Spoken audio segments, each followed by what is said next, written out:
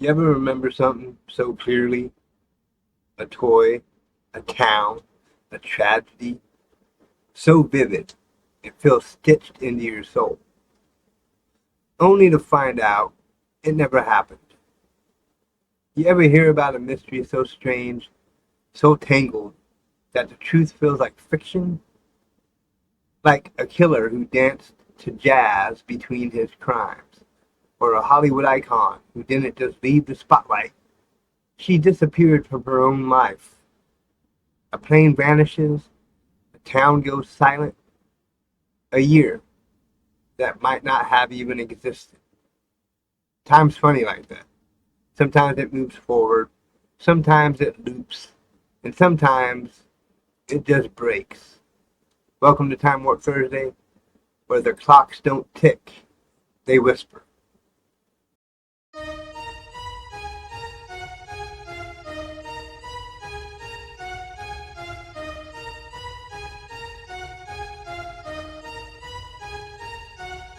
Your will lies deep way under the surface, and like a fire needs coal in the furnace. This is your goal that makes it all worth it. This is your why that gives you your purpose. Let's go. Thoughts can keep you down, pushing deep until you drown, or they can keep you up strong, focused on the now.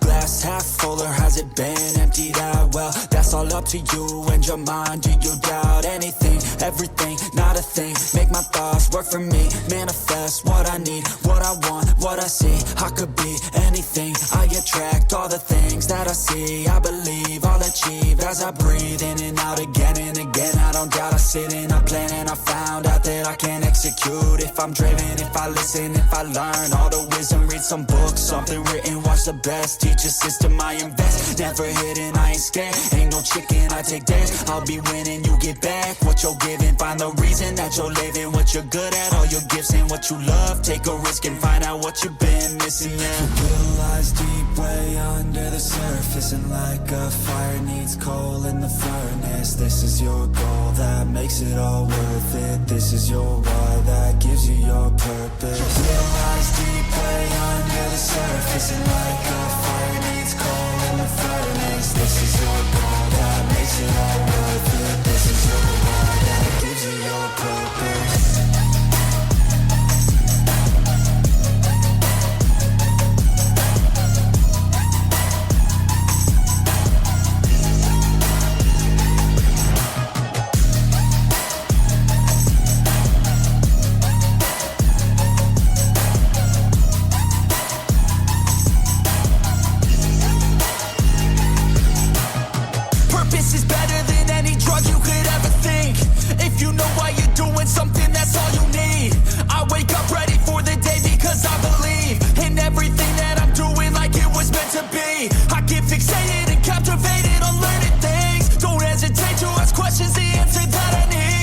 Out there somewhere, I swear I can find the recipe. By testing, learning, and turning into a better me. Your will lies deep way under the surface, and like a fire needs coal in the furnace. This is your goal that makes it all worth it. This is your why that gives you your purpose. Your will lies deep way under the surface, and like a fire needs coal in the furnace. This is your goal that makes it all worth it. This is your why that gives you your purpose.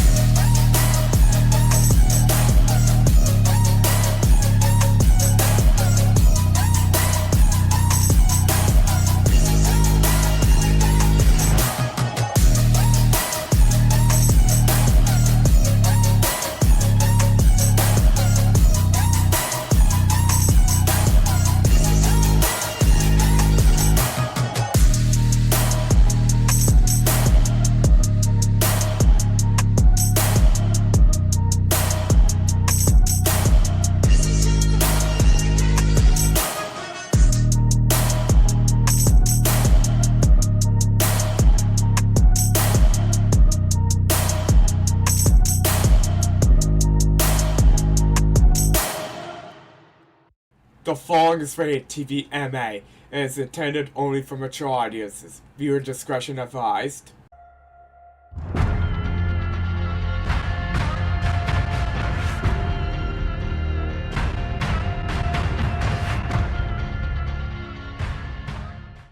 July 31st, 2025.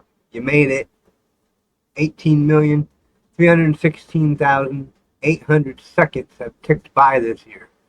That's 305,280 minutes, 5,088 hours, 212 days, 30 weeks and 2 days, and 58.08 of the year gone. It's time.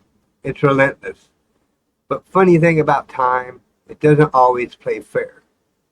Some moments get lost forever, like old photographs burned in a fire. Others stick around, haunting, repeating, bending around the corners of what we thought we knew. Because some stories, they refuse to disappear. Some mysteries don't fade with time, they sharpen. And the longer they go unsolved, the louder they echo, like a melody you swear you've heard before, in a dream, or maybe in a different life. Tonight on Time Warp Thursday, we're slipping between timelines. We are chasing questions that never got answers. We're dragging old secrets out of the dark, brushing off the dust, and holding them up to the light to see what still glitters, and what was never real to begin with. Jazz-soaked crimes, Hollywood ghosts, conspiracy theories so strange you might double-check your own memories by the end of the night. I'm your host, Jonathan Riley, storyteller, skeptic, memory collector, and founder of Crow's Entertainment. And this is Talk Radio, where past and present don't always play nice. And the timeline, well, it's not as straight as they told you. Buckle up, because we're going where logic taps out and curiosity takes the wheel. Let's kick it off with a little segment we call This Week in Time. Let's crack open the historical calendar and find out what happened this week in time. July 30th, 1945. USS Indianapolis, fresh off delivering components for the atomic bomb. The USS Indianapolis is torpedoed by a Japanese submarine in the Philippine Sea. The ship sinks in just 12 minutes. What follows is 5 days of sheer horror, exposure, dehydration, and relentless shark attacks of the 1,195 people aboard. Only 316 survived. Later, that story would live forever through Quint's haunting monologue in Jaws. 1,100 men went into the water. Sometimes real horror doesn't need a soundtrack. August 1st, 1981. MTV launches.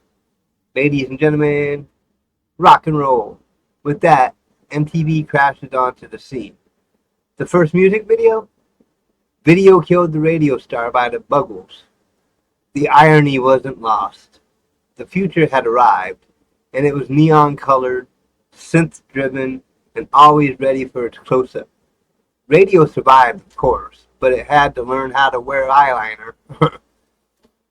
July 31st, 1970. Black Top Day. The British Royal Navy serves its last daily rum ration, ending a 300-year tradition. Sailors line up in silence, many donning black armbands in mourning. A toast, a tear, and a tot. Cheers to the end of an era, and the beginning of breathalyzer enforcement. July 30th, 1965, Medicare and Medicaid signed into law. In the shadow of the Civil Rights Movement, President Lyndon B. Johnson signs Medicare and Medicaid into law. With one stroke of the pen, a promise is made that age and poverty should not dictate your right to care. It's a moment where politics meets people and history meets healing. August 2nd, 1876. Wild Bill Hickok's last hand. Deadwood, Dakota Territory. Wild Bill Hickok is shot from behind while playing poker. His hand, two black aces. Two black eights. Forever known as the dead man's hand. Sometimes the cards are already dealt, and fate's just waiting to flip the river. July 29th, 1958. NASA is born. In response to Sputnik and the dawn of the space age, the U.S. government creates NASA, an agency forged from Cold War competition, but destined for the stars. Less than 11 years later, men walked on the moon. Not bad for a toddler organization with big dreams and bigger rockets. July 31st, 1790, the first U.S. patent issued to Samuel Hopkins for a new method of making potash, a key ingredient in fertilizer. It doesn't sound glamorous, but it was the first spark in a fire of American innovation. From potash to podcast, it all had to start somewhere. August 1st, 1834, slavery abolished in the British Empire. The Slavery Abolition Act of 1833 officially takes effect. 800,000 enslaved Africans in the Caribbean and South Africa gained their freedom. It was far from perfect justice, but a momentous step forward in a long, painful journey toward human rights. July 30th, 1932, the Great Depression gets colder. In the grip of the Great Depression, temperatures in Portland, Oregon hit 107 degrees Fahrenheit. It remains one of the hottest days in the city's history. Proof that when it rains, sometimes it also burns. Death, change, music, medicine, rum, rockets, and redemption. This week, like so many others, was packed with transformation. That's the thing about time. It doesn't stand still. History keeps happening, and we keep living through it. So buckle up, because we're not done yet. Let's warp to another year all together. Step in, time travelers. We are pulling into a year dripping with chrome, humming with jukebox rhythms, and brimming with change just beneath the surface. It's 1955, America's teenage year.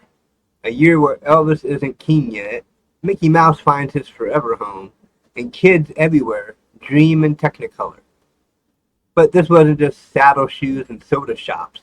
Behind the drive-ins and doo-wop was a country on the brink of space, of soul, and of serious reckoning. So, let's dive in. The headlines of 1955, they weren't soft. On May 5th, West Germany regained full sovereignty after a decade under Allied occupation. Just 24 hours later, they joined NATO. The ink on the treaty was barely dry before the Soviet Union formed its own answer, the Warsaw Pact, a military alliance locking down the Eastern Bloc. The Cold War wasn't just a theory anymore. It was turning into a real chess match with nukes. And in July, the world watched a rare moment of potential peace. Four global superpowers, America, the UK, France, and the Soviet Union, met face-to-face at the Geneva Summit. President Eisenhower stood up and proposed something radical, the Open Skies Agreement, a plan where countries could literally fly over each other's airspace to prevent surprise attacks. A bold idea, but too bold for Stalin's shadow. Still, it was a crack in the Iron Curtain. But while diplomats danced in Geneva, a different kind of magic was happening 6,000 miles away. Welcome to Anaheim, California. It's July 17th, 1955, and Disneyland officially opens its gates. Live on ABC, the world watched Walt Disney walk through the castle, and into a fantasy Main Street. Adventureland, Tomorrowland. It was messy. Rides broke down, drinks spilled, crowds piled in, but it didn't matter. America had a new kingdom, and Mickey was its mouse. And if that wasn't enough, a milkshake salesman in Illinois was dreaming of burgers. Ray Kroc took over a little hamburger stand from the McDonald brothers and launched the first official McDonald's franchise in Des Plaines. Fast food wasn't just food anymore. It was a formula. Quick, clean, and cheap. By the time you're done listening to this segment, somewhere in the world, McDonald's will have served another 40,000 people. Chew on that. Meanwhile, the silver screen was on fire. In 1955, we fell for Marty, a sweet, lonely butcher with nothing to prove except his worth. Rebel Without a Cause introduced us to a troubled teen named James Dean, who would only live a few more months. And East of Eden showed a different side of family, jealousy, and redemption. Oh, and a pair of dogs slurped spaghetti in an alleyway and made animation history in Lady and the Tramp. Film in 1955 wasn't just entertainment, it was emotion. Television, though, that was family time. Shows like I Love Lucy had America glued to the couch. The $64,000 question introduced Quiz Show Mania, and the Mickey Mouse Club turned real kids into stars, and every kid at home into a Mouseketeer. But, tucked away on late-night TV in Washington, D.C., a skinny puppet with ping-pong ball eyes made his quiet debut on Sam and Friends. Kermit the Frog, created by Jim Henson. No one knew it then, but the Muppets were about to rewrite childhood. And now, let's hit the jukebox. This was the year that rock and roll broke through. Rock Around the Clock by Bill Haley and the Comets wasn't just a song, it was an anthem. Kids danced, parents panicked, and radio never sounded the same.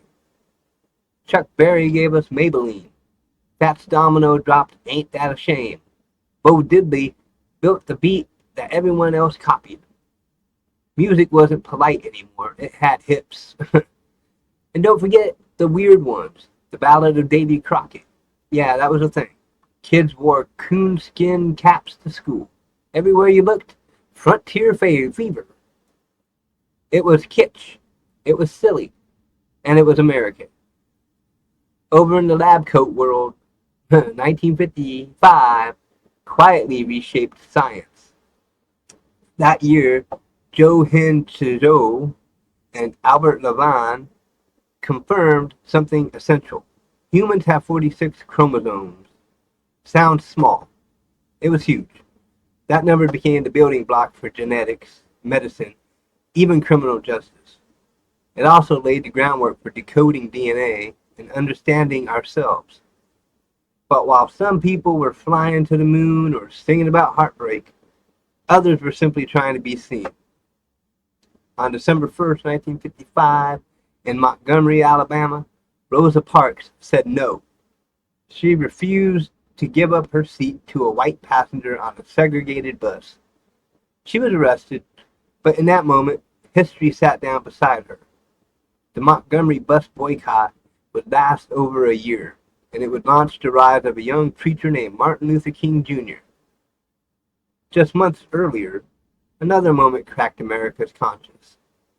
Emmett Till, a 14-year-old black boy from Chicago, was murdered in Mississippi for allegedly offending a white woman. His mother insisted his mutilated body be seen by the world. Jet magazine published the photos. The world did see, and the civil rights movement took a breath so deep it's still exhausted. It's still exhaling. 1955 was more than a time capsule. It was a pivot. It was sock hops and sobbing mothers, hot rods and human rights, mouse ears and megaphones. It was a year when America smiled wide, but also stared at itself in the mirror. And if you listen closely, if you tune your dial just right, you can still hear the echoes of 1955 in our music, in our protests, in our stories. So next time you pass a drive-in, or hum a rock riff in the shower, or think about what it really means to stand by sitting down, or stand up by sitting down, just know, you're not reliving history, you're feeling it. That was 1955, a year that changed the station. Turn the volume up. Grab your coat, or now, grab your coat. Fix your hair, and maybe hold your breath, because coming up next, we're headed somewhere a little darker, where mysteries linger and time doesn't quite move straight. You're listening to Time Warp Thursday. Close your eyes. Now imagine a summer night in old New Orleans. The air hangs heavy, hot and thick, pressing against your skin like a weight.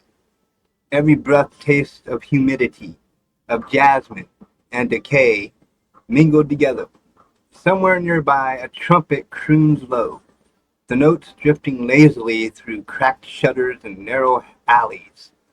You hear the faint hum of the city laughter, footsteps, the distant chatter of late-night revelers. But beneath all of that, there is something else, a silence that isn't empty, a whisper just beyond the edge of hearing, a breath that doesn't belong to the living. You feel it before you see it, a presence lurking in the shadows.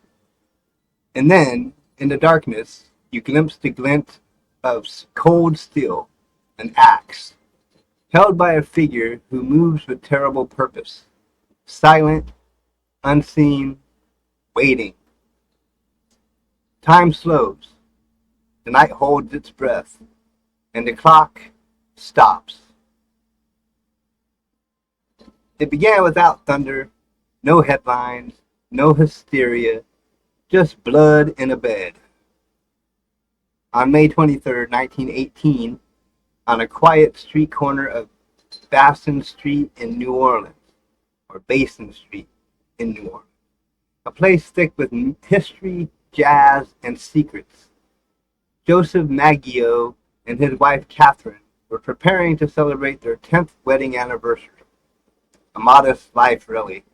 Joseph, a butcher by trade, woke early each day to tend the family grocery below their apartment, slicing meat, weighing produce, greeting neighbors by name. Catherine kept the home tidy, cared for their 2 children, and baked the sort of pies that drew the neighborhood in on Saturday afternoons. That night, the city buzzed quietly beneath their window. Jazz spilled faintly from the bars nearby, mixing with the summer heat. Cicadas droned in the trees, and the scent of magnolia thickened the air. Joseph and Catherine shared a simple dinner by lamplight. No champagne, no fanfare, just the warmth of companionship. They exchanged soft smiles, promises of years to come. Then the night swallowed their light. When morning came, the world outside moved on, unaware, uncaring. But inside their small apartment, something terrible had unfolded. Joseph lay sprawled across the floor, his skull crushed with a brutal, deliberate force. The blood was dark, thick, pooling beneath him like spilled ink. Catherine's body was still, her throat slashed so deeply, so precisely, she was almost decapitated. The sheet around her was soaked with dark crimson, a haunting contrast to the white fabric. The horror was amplified by the weapon left behind, a heavy iron axe. The blade was wiped clean, not a single fingerprint, no smudge, as if the killer took pride in their handiwork. The police arrived to a scene that would chill even the most hardened officers. No sign of forced entry, no broken windows, no smashed locks. Just a single wooden panel on the back door, carefully removed. Like a surgeon's incision, the panel had been removed with precision, almost ritualistic care. Outside on the cracked sidewalk under the street lamp's flicker, a message had been scrawled in chalk. Mrs. Maggio will sit up tonight just like Mrs. Tony. The words were eerie, a cryptic sentence that sent whispers through the neighborhood. No one ever figured out what it meant. Was it a threat? A prophecy? Or a message from the mind of a madman? The name Mrs. Tony was a mystery itself. Some whispered she was a woman from a nearby street who had vanished years earlier under strange circumstances. Others said she was a ghost story Mothers told children to keep them indoors after dark. But one thing was certain. The message was no accident. It was meant to be seen, meant to unsettle. The Maggios were a family known and loved in the neighborhood. Their deaths sent shockwaves. Yet the case quickly grew cold. No witnesses, no suspects, no motives. Some speculated the crime was personal. Others thought it might be linked to a secretive society known as the Axeman's cult. Whispers of a killer with a brutal signature, an axe, and a penchant for terror. But the truth seemed to hide in the shadows, buried beneath Basin Street's dark history. How does a killer enter a locked home without a trace? What meaning lay behind the chilling chalk message? And most haunting of all, what made Miss Maggio sit up tonight, just like Miss Tony? Tonight, we begin peeling back the layers of a mystery that stains the streets of New Orleans with blood and silence. This is Basin Street. This is 1918. And this is where the darkness begins.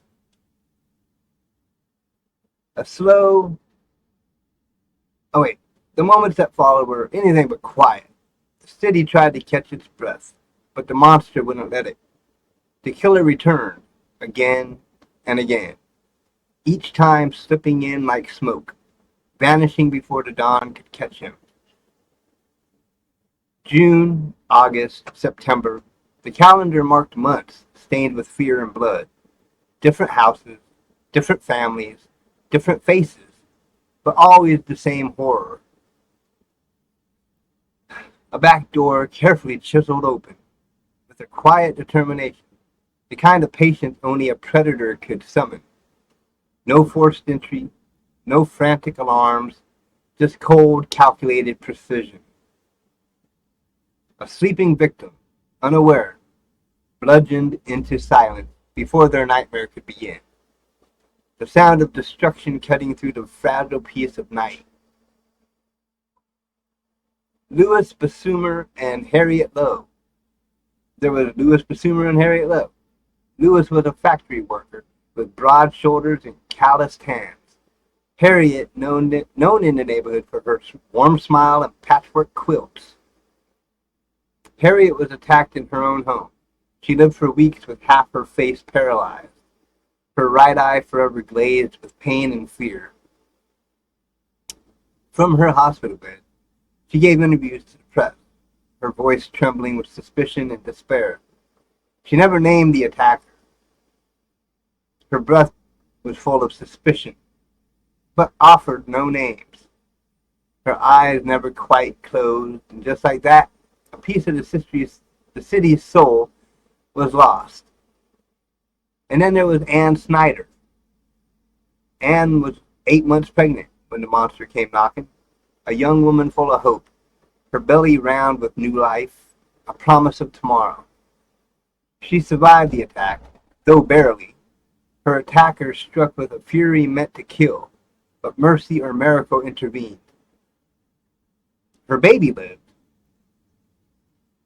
Anna's strength became a beacon amid the darkness, proof that even in horror, life could cling stubbornly to the edges of despair. And then there was Mary Cordomiglia, just 2 years old.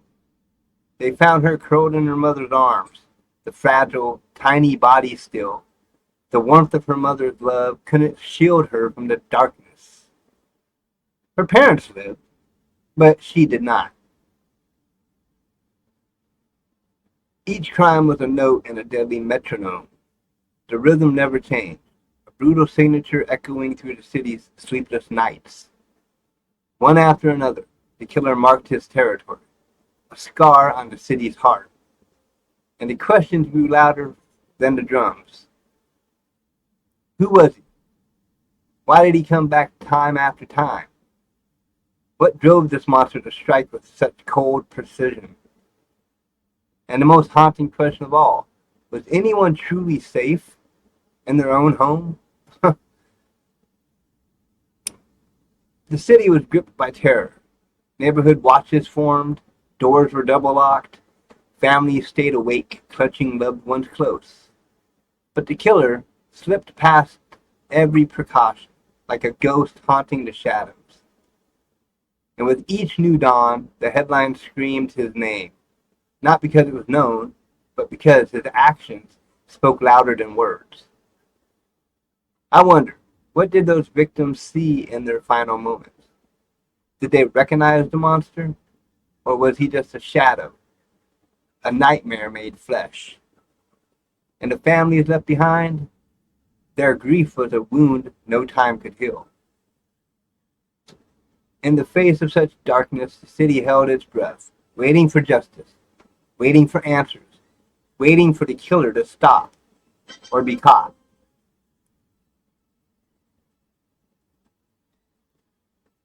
A Message from the Dark, dated March 13th, 1919, published in the Times Picayune. It wasn't just ink, it was gasoline poured onto a city already smoldering with fear. They have never caught me, and they never will. I am not a human being, but a spirit and a demon from the hottest hell. But what must it have been like for the people who received those words? Imagine a mother holding her child close by candlelight, reading those lines in trembling hands. Or a musician setting down his trumpet, wondering if the next night's gig would be his last. And from another corner of the city, a young man's diary entry. We're afraid, yes, but tonight the streets fill with music. We gather on stoops, strangers united by a common rhythm. For one night, the city breathes as one, defying the darkness with every note. Listeners, I ask you, what is it about music that makes us feel safe? Is it the community it creates? The shared heartbeat that reminds us we are not alone? Or something deeper, a spark of hope in the face of terror? The letter was madness, but it worked. On that night, every home with a gramophone, a piano, a fiddler became a fortress. The entire city erupted in song. Bars stayed open till dawn. Dance halls overflowed. Even the poorest of families scraped together a record to play. Imagine the sound, the cacophony and the harmony, filling the humid night air, chasing away shadows. It felt like the city was alive again. The music made us human, not victims waiting for the next strike. Do you remember a time when music pulled you through your darkest hours? When a melody or a beat became more than sound, but a lifeline? And the Axeman? He stayed away. That night, the city of New Orleans didn't just survive, it swung. Was it respect for the music? A cruel joke? Or had the demon heard the city's song and chosen to retreat? We may never know. But one thing remains certain. That night, the people of New Orleans reminded us all, in the face of fear, art can be a weapon, community can be a shield, and the human spirit, no matter how battered, will always find a way to sing. And then, as suddenly as the Axeman had crept through the shadows of New Orleans, striking fear in every neighborhood, he disappeared. No grand finale, no final letter to the newspapers, no haunting call to the city to dance one last night, just silence. On October 27, 1919, a final tragedy marked the end of the terror. Mike Pepitone, a man caught in the web of fear that gripped the city. His life ended violently, bludgeoned in his own bed as the darkness swallowed his screams. His wife, Esther Albano, found soaked in blood, her anguished cries piercing the night. And then nothing. No more bodies discovered in the dead of night. No more chilling letters signed by the Axeman, demanding music and dance as a shield against death. No more jazz calls from the killer, as though he had vanished into the humid Louisiana mist. But silence in New Orleans is never truly silence, because rumors, whispers, and speculation, they are louder than any scream. Some said the mafia had finally taken control, that the murders were a brutal message, a dark warning to those who dared cross unseen criminal lines. Others spoke of voodoo curses, ancient spirits stirred by anger and vengeance.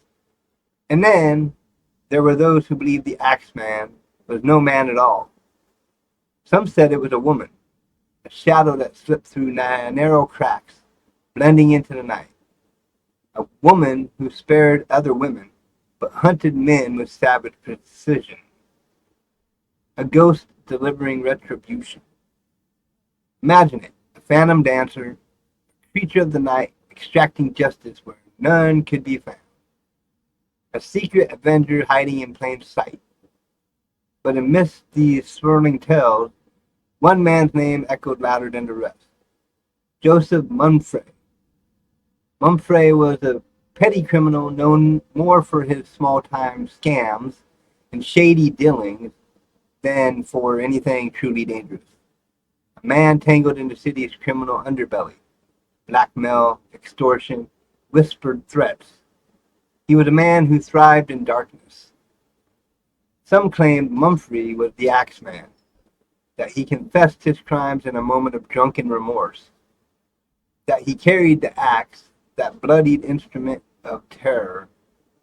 But if Mumfre was the killer, why did he flee New Orleans? Why did he end up in Los Angeles?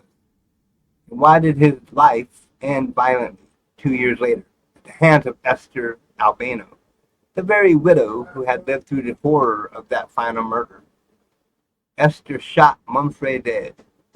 She claimed he had admitted everything to her. She claimed she took justice into her own hands because the law had failed. But despite her confession, no court records exist. No trial, no official arrest, no closure. Just silence. A cold, empty silence that stretched over the city like a shroud. And so the legend of the Axeman ended, not with an answer, but with a question. To understand why the Axeman story still haunts us, we must step back and look at New Orleans itself. In 1919, New Orleans was a city of contradictions. It was a place of vibrant music and deep culture, but also of poverty, corruption, and racial tension. A city where immigrants struggled to find their place, where the police were often powerless or complicit, where violence could erupt in the streets as quickly as a jazz solo. Who benefits from a city paralyzed by fear? Was the Axeman simply a madman? Or was he a carefully crafted myth, a shadow cast by forces far larger than one man? Some historians argue that the murders distracted the public from the rise of organized crime. The mafia was gaining power, quietly consolidating control over gambling, bootlegging, and prostitution. Could the Axeman killings have been a message, a brutal form of communication between criminals? Others suggest the killings were deeply personal, that the Axeman was someone wronged, seeking revenge in the dead of night. Or perhaps a series of different killers, tied only by their method and their desire to spread terror.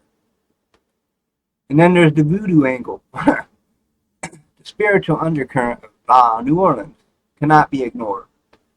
The city's rich tapestry of belief and superstition gave rise to stories of curses and ghosts. Some said the Axeman was a spirit, called forth by a grudge from beyond the grave. Was the Axeman a man, a myth, or something more? And here's the question that lingers the longest. Did the Axeman want to be caught? Or was he more interested in becoming a legend?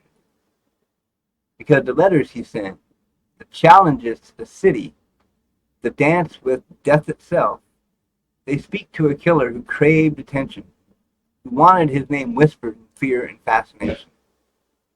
So I ask you, viewers, if you lived in New Orleans then, hearing the Axeman's letter, telling you to dance to the jazz to save your life, would you have turned up the music? Would you have danced? Or would you have hidden away, praying the axe would pass you by? Do you believe the story was real? Or was it a cruel hoax, a fabrication to sell newspapers? Was Joseph Mumfree truly the Axeman, or just a convenient scapegoat in a city desperate for answers? Why would Esther Albano take justice into her own hands, rather than trusting the law? What do you think finally stopped the murders? Fear, death, change? And most importantly, how do stories like the Axeman shape the way we think about justice, evil, and the unknown? As the fog settles over the streets and the music fades into silence, we are left with one truth. Some mysteries refuse to be solved. Some shadows refuse to be chased away. And some legends are meant to live forever in the smoke and silence of the night. 1 year after the infamous letter shook New Orleans to its core, a curious sheet of music appeared, a ragtime tune titled The Mysterious Axeman Jazz. Don't scare me, Papa. People laughed. They sang it in parlors and danced in the streets. Sometimes laughter is the only way to face terror. But beneath the jaunty rhythm, the dread never truly left. The Axeman was never caught. No one saw his face. No name was ever whispered with certainty. But he didn't need one, because in New Orleans, he had a soundtrack, a rhythm that haunted the city like a restless ghost. Imagine this. You receive a letter. The killer says, play jazz or die. What would you do?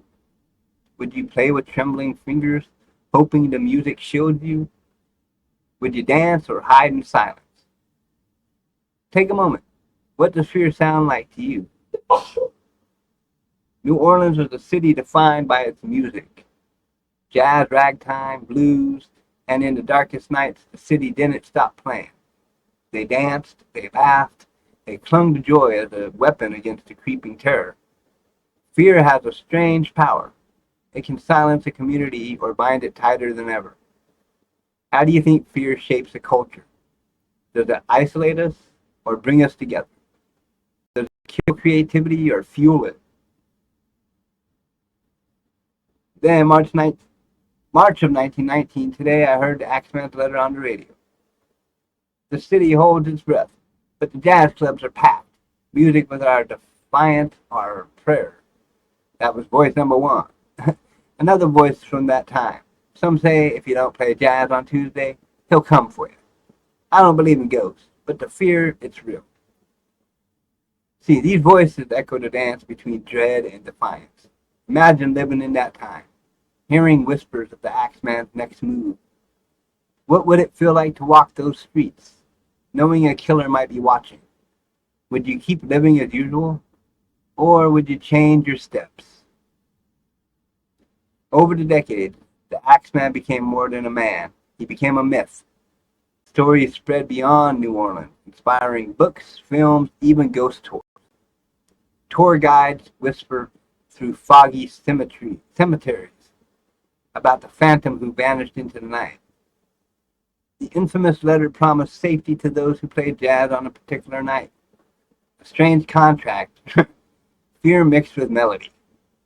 Music can be armor, rhythm a shield against the unknown. What song or sound comforts you when you're afraid? Is there a melody that reminds you you're not alone? Think of your own soundtrack for survival. No one knows what truly became of the Axeman. Did he die in prison, change his name and move away, or did he simply fade into the music? Maybe he rides the smoky notes of a trumpet still haunting the city's heartbeat. New Orleans is a city of contrast, the joyous and the macabre, the vibrant life and the lurking death. The Axeman's story embodies this tension, a killer whose menace was drowned out by the city's relentless soundtrack. How do you live with contradiction? How do you find light when shadows lurk close? Despite the terror, the city kept moving. Jazz poured from every corner, louder, prouder, a refusal to be broken. What does it mean for a city to refuse to be silenced by fear? What can we learn from New Orleans' courage to keep dancing? Maybe he died in some forgotten cell. Maybe he changed names. Or maybe he just faded into the jazz. In New Orleans, the music never dies, and neither do the ghosts. So if you ever find yourself walking down Bourbon Street, and the wind shifts, and the night grows quiet, listen closely. Behind the horns, behind the heels, and the heat, you might just hear an axe scraping across the floor. Hollywood's golden age gleamed with red carpets and marquee lights, but beneath the shine, its machinery crushed dissenters. Frances Farmer, a gifted actress, fearless speaker, and intellectual, refused to submit. She was outspoken, fierce, intelligent, and then she disappeared. Institutionalized, electroshock therapy, rumored lobotomy, a shell of the woman she was, but much of her story is tangled in rumor. Was she lobotomized? Maybe not, but she was certainly broken by a system that devoured women who dared to resist. By the 1950s, Frances reemerged, but the star was lost. A woman once destined for legend faded into trivia. Frances Eleanor Farmer was born on September 19, 1913, in Seattle, Washington. Raised between her parents' homes following their separation, she developed a strong and independent spirit early on.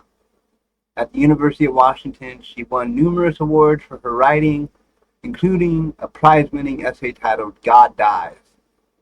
Her talents were recognized in drama, and her passion for acting took root. In 1935, Frances moved to Hollywood with big dreams.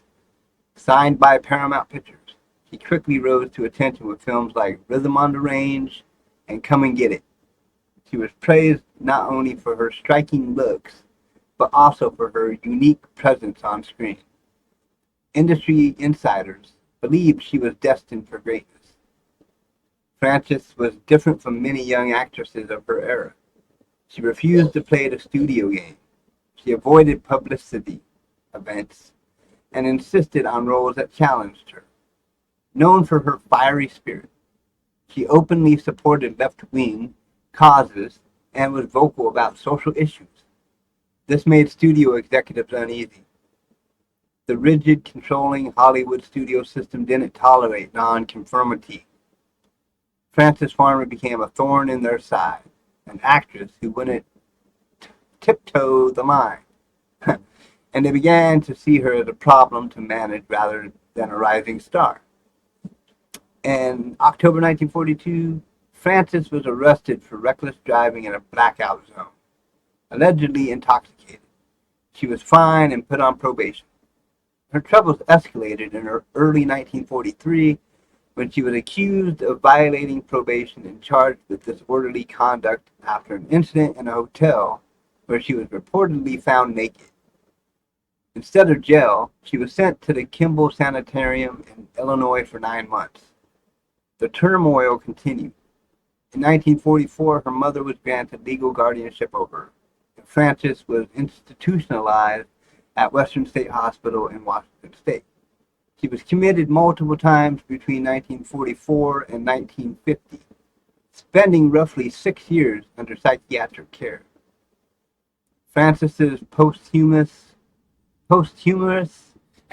memoir, Will There Really Be a Morning, describes harrowing abuse during her institutionalization, forced to endure ice baths, forced feeding of feces, being chained, and worse. She wrote of sexual assault by hospital orderlies and other brutal treatment.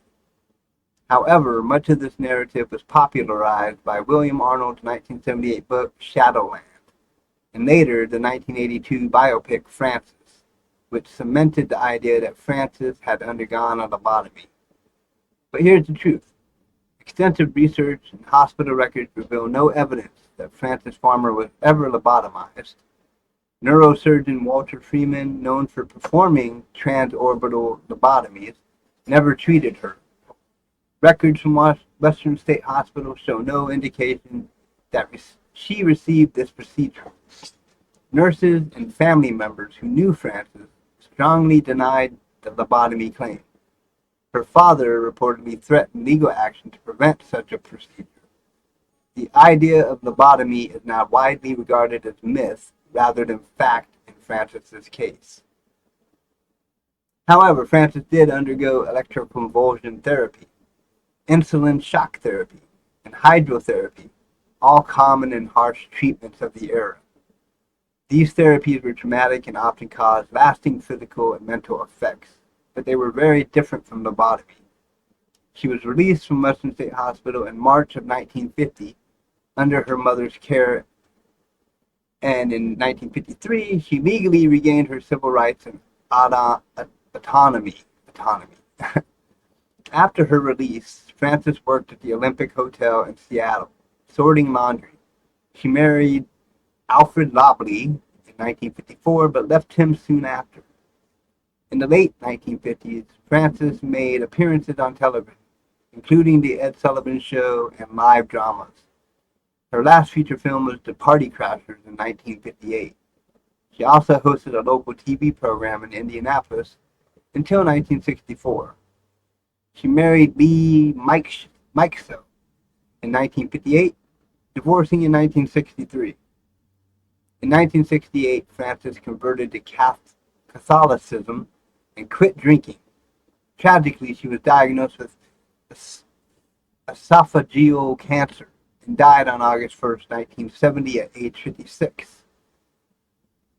Frances Farmer's story is one of talent and tragedy, courage and control. A brilliant woman stifled by an unforgiving system. She was broken but never fully silenced.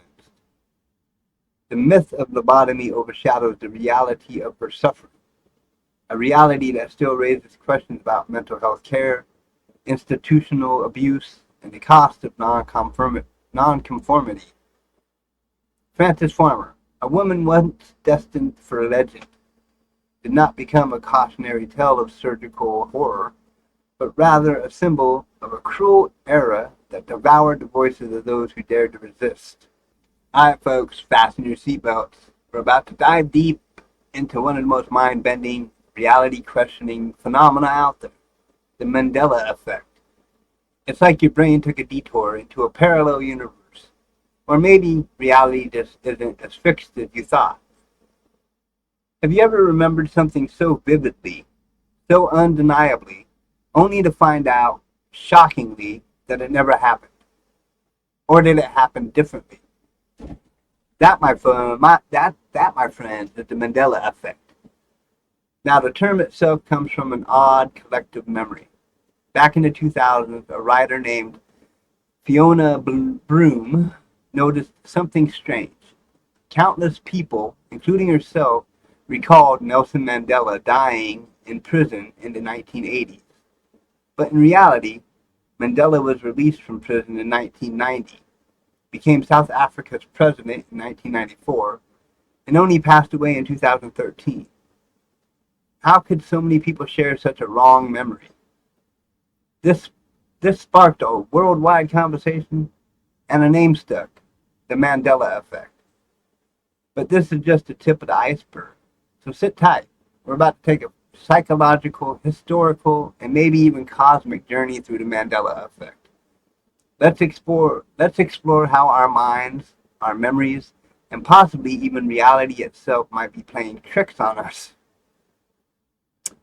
Let's kick it off with a little game. I'll say a name or a phrase. You say what you remember. Ready? First up, the Bernstein Bears or the Bernstein Bears. If you said Bernstein with the E-I-N, you're definitely not alone. Millions swear the famous children's book series was spelled with the E-I-N at the end, not A-I-N. But look at any recent book or TV show, it's clearly Bernstein, Stain. This small difference has caused massive debate. How can so many people remember the same thing wrong? Is it just bad spelling recall or something stranger? Next up, Luke, I am your father. Classic line, right? You've heard it in parodies, memes, and quotes a million times. But did Darth Vader actually say that? In The Empire Strikes Back, the exact line is, no, I am your father. That's it. Many fans are shocked because the misquote is so ingrained in popular culture it's like a collective false memory. Here's another one for the Pokemon fans. Pikachu's tail. Does Pikachu have a black tip at the end of its tail?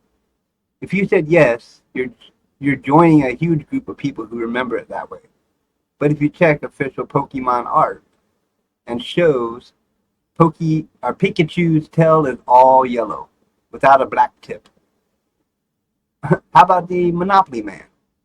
You know, the rich monocled fellow with the top hat? Does he wear a monocle? Surprise, he doesn't. Yet many swear they can picture that monocle perfectly. And last, for now, the Kit Kat logo. Did it have a dash between Kit and Kat? Many remember a dash that's no longer there. These little details, when they don't match your memories, can feel downright unsettling. So, what's going on here? Are our brains just faulty memory machines? Are we collectively misremembering? Or are we tapping into something else? Something beyond normal explanation? Let's break down the science first. Our memories are strange beasts. They're not perfect recordings. Think of them more like stories we tell ourselves, stories that change each time we recall them. Memory scientists call this memory reconstruction. Each time you remember something, your brain rebuilds the memory, sometimes mixing details or filling gaps with assumptions. And when a large group of people share the same wrong memory, psychologists attribute it to things like confabulation. Your brain fills in missing pieces with fabricated or distorted information. Social reinforcement. When people discuss their memories, they influence each other, strengthening the false memory. Schemas. Mental frameworks that help organize knowledge, but can lead to assumptions about what should be, not what actually is. In other words, it's easy for groups of people to develop the same false memories, especially when pop culture, media, and conversations feed into the same stories. But this explanation doesn't satisfy everyone, because some Mandela effect examples are so specific, so detailed, some people think maybe, just maybe, reality itself is shifting. Here's where things get wild. Some people suggest the Mandela effect is evidence of parallel universes or alternate realities bleeding into our own. Maybe somewhere out there, a version of Earth exists where the Bernstein Bears were spelled with the E-I-N. Pikachu's tail had a black tip, and the Monopoly Man sported a monocle. Maybe small changes in those realities occasionally cross over into our memories. This sounds like sci-fi, but it's an idea that's gained serious traction in online communities. They argue that some of us have glitches in the matrix, or memory overlaps caused by universe hopping or shifts in the space-time continuum. Or maybe your brain just ate too many conspiracy documentaries. Either way, it's fun to ponder. But let's get back to reality, or at least what we think is reality. The Mandela effect reminds us how fragile our memories are, and how much we assume we remember correctly. It also shows the power of collective belief. When enough people remember the same thing, it almost becomes real.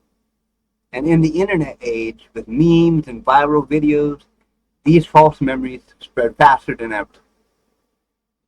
So, next time you feel 100% sure about a detail, pause, check, and do some research. Your brain might just be playing tricks on you.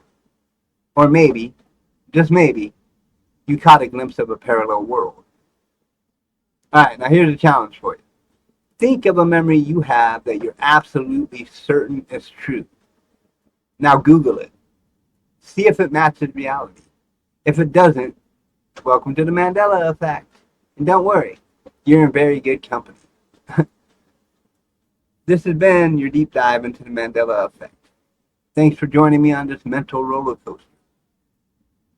And just like that, we've wandered through the twists and turns of memory, a place where what we think we know sometimes isn't quite what actually happened. The Mandela effect isn't just a quirky internet meme or a spooky conspiracy theory. It's a fascinating window into how our brains piece together reality, how memories shape our identity, and how sometimes they mislead us.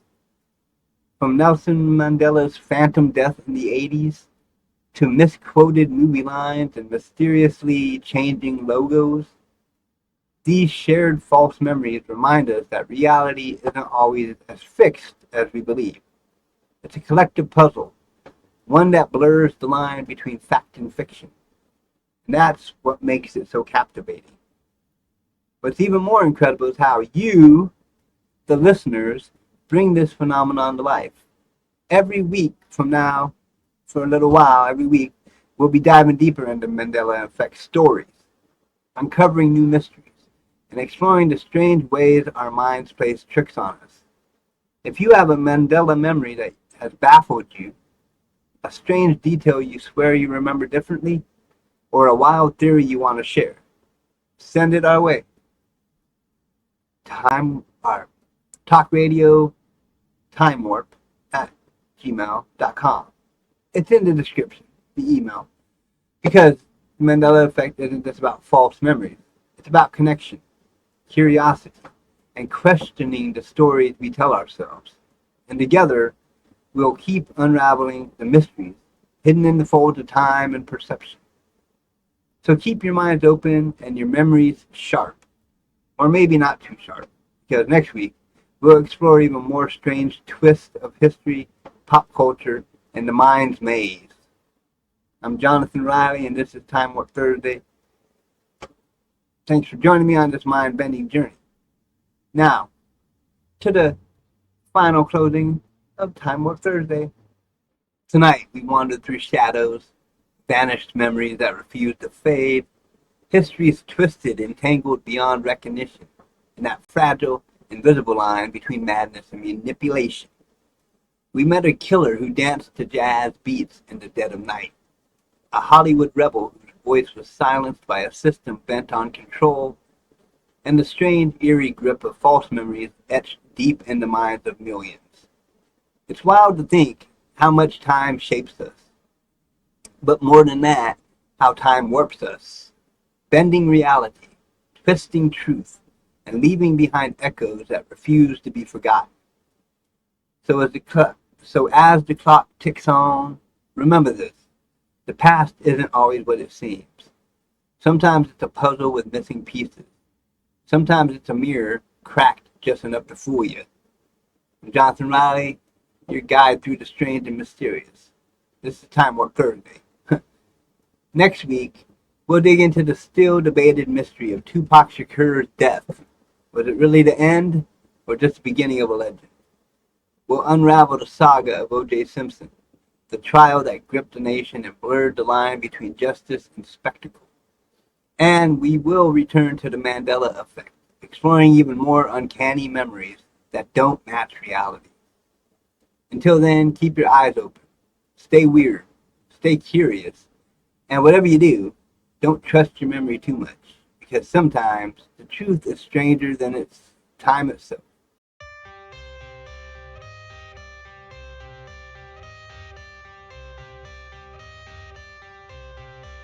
I got the cash in the bag, stadium packed. Born a rock star in this life, gon' live it up on the attack. Baby, I'm bad. I just wanna get caught up in this life. I'm crazy, I'm mad. Doing no cap. Only God wants, so you better go live it up. Cash in the bag. bag, stadium packed. Baby, I'm bad, Yeah. baby, I'm bad. I just wanna stay bad, stay mad. Chip on my shoulder cause they treat me like an outcast. I ain't gonna take that, stay back. I'll be swinging hard till the hits come in all caps. I ain't gonna lay back, pray that someone's gonna help me. Ain't nobody like that. I ain't gonna wait, that's all fact. Give me one shot and I'll never get the throne back. I'm sick of being cautious. I'ma go cause something, can't stop this. I'ma steal everybody's lane, call it shoplift. Sick of hearing everyone complain when they thoughtless. Taste the pain, it's like candy canes. It makes me go change into a better frame, into a better name. Society's insane, we all live for fame, yeah. Cash in the bag, stadium packed. Born a rock star in this life, gon' live it up on the attack. Baby, I'm bad, I just wanna get caught up in this life. I'm crazy, I'm mad, do it no cap. Only God wants you, better go live it up. Cash in the bag, stadium packed. Baby, I'm bad, baby, I'm bad. I got the cash in the bag, stadium packed. Born a rock star in this life, gon' live it up on the attack. Baby, I'm bad, I just wanna get caught up in this life. I'm crazy, I'm mad, do it no cap. Only God wants you, better go live it up. Cash in the bag, stadium packed. Baby, I'm bad, baby, I'm bad. Cash in the bag, stadium packed. Born a rock star in this life, gon' live it up on the attack. Baby, I'm bad, I just wanna get caught up in this life. I'm crazy, I'm mad, do it no cap. Only God wants you, better go live it up. Cash in the bag, stadium packed. Baby, I'm bad, baby, I'm bad. I won't obey. You cannot tell me what I cannot say. I'm here to last, so yeah, I'm here to stay. I'll live each second like my final day. You can't take that away. Yeah. Cash in the bag, stadium packed. Born a rock star in this life, gon' live it up on the attack. Baby, I'm bad, I just wanna get caught up in this life. I'm crazy, I'm mad, do it no cap. Only God wants you, better go live it up. Cash in the bag, stadium packed. Baby, I'm bad, baby, I'm bad.